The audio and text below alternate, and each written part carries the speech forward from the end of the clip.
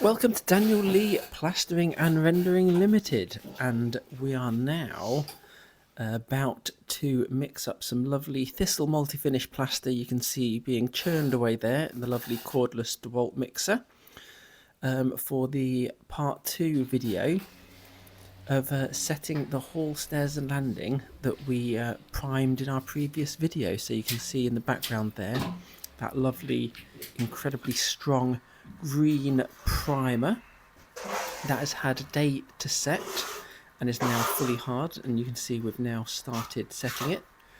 So we like to start at the top and work our way down. That doesn't just go for the walls, we've decided to tackle the upstairs landing area first. So while Chris is on the walls up there, the smaller walls, I'm tackling the stairwell wall. So I'm now putting that on, as you can see. That's me working away up there. The sun is absolutely beaming in through that window, which can sometimes be quite challenging from a visibility perspective, as I'm sort of being blinded by the sun. It can be a bit tricky, but it's just something you've got to deal with.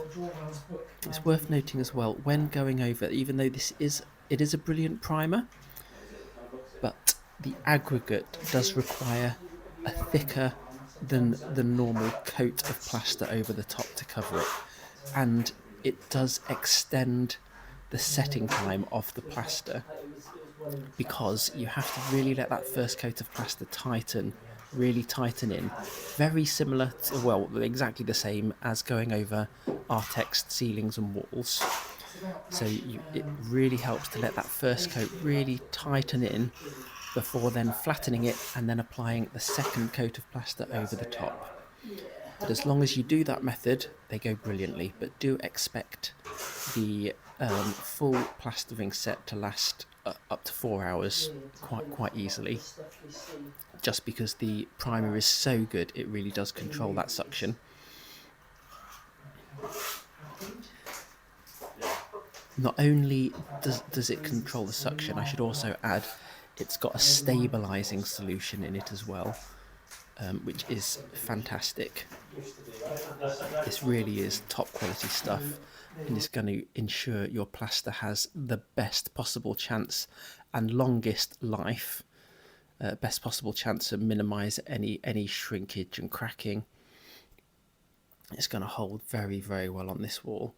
Notice as well, everything is fully protected with our plastic sticky carpet protectors. We've also put sheets over the banister for splashes.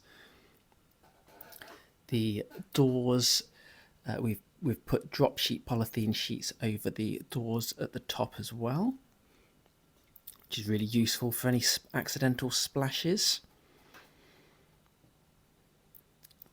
I have had people say it's over the top, but in my opinion it's much quicker to clean at the end of the day. And nice close, and this hopefully highlights a little bit of the thickness involved.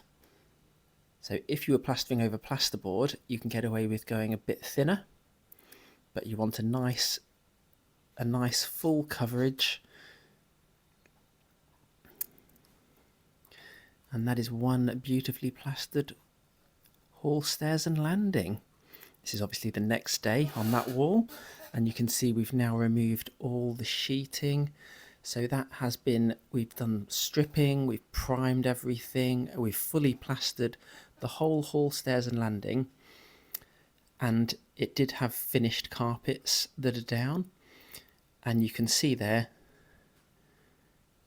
cleaner than before we arrived, mostly due to the sticky carpet protector pulling up all the dirt and debris. They were pretty clean before, quite frankly, but it is and that is a beautiful finish on the hall, stairs and landing there. If you found this at all entertaining, useful, do like, subscribe, and feel free to leave us comments as well. I do read them, and I'll get back to as many of them as I can. And that is just about it for today. See you on the next one.